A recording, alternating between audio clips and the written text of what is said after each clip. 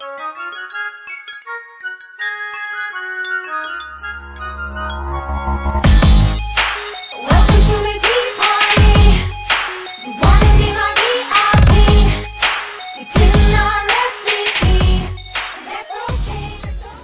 going to just very simply say this.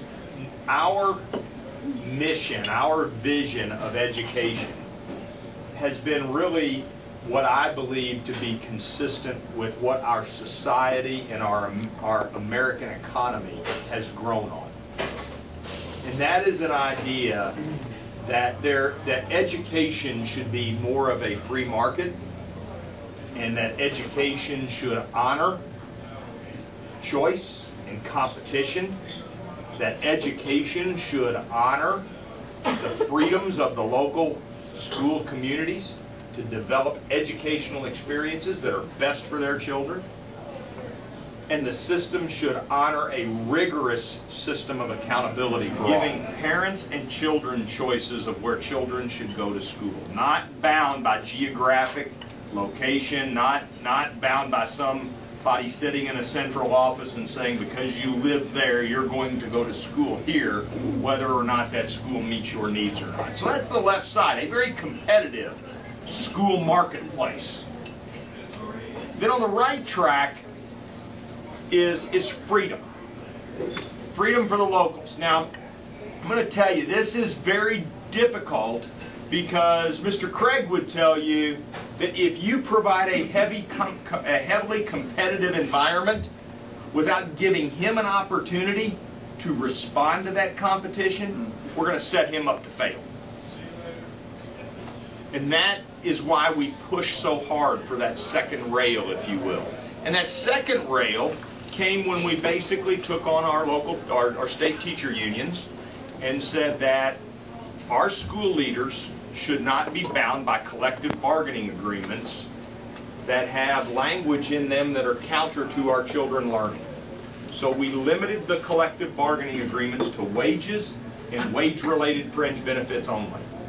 Now, I'm going to give you a very real example of what that got rid of. And I'll even call the school corporation out by name.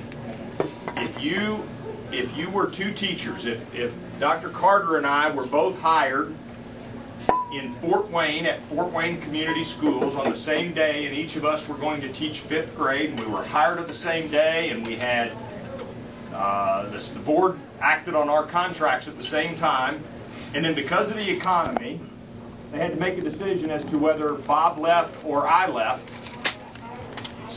Fort Wayne Community Schools made the decision this way. They added up the last 4 digits of Bob's Social Security number, the last 4 digits of my Social Security number, and the person with the highest sum got to stay. My God. No consideration to who was the better teacher. So we took those things out. Wow. So we gave local leadership more freedom outside of what they have been constrained under with collective bargaining agreements. And another one is the ability for principals to manage their capital. The most important thing they have in a building is their teaching staff. I can tell you, I was in charge of human resources. I can tell you it was pretty difficult to get rid of teachers who don't want to get better. Okay, and we all know, as a matter of fact, we all know that you can pass a napkin around any school and ask the kids to write the best 3 teachers on one side and the worst 3 on the other, and you're probably going to get 5 different names on each side of the napkin at the most. They know. But yet we didn't have a mechanism for identifying and recognizing and rewarding great teachers and really removing bad ones, and in the middle, giving those who want to get better the opportunity to get better. But I believe if you look today, and I'll just give you 3 statistics before I basically just open it up and let you ask whatever you want to ask. Every indicator in our state today is up. Since 2009, graduation rate is up 4.5%. Since 2009, Indiana has had the 2nd best performance in the United States in advanced placement courses. Now that is above places like Massachusetts, Rhode Island, and New York. So we have become the focal point. While we're the focal point for education reform, we're also the focal point for trying to change what we've done. And so we're excited. We think we have the right results. We think we have the right message, and we think we have the right supporters. So with that, I'll just open it up and let's ask any question you want to ask.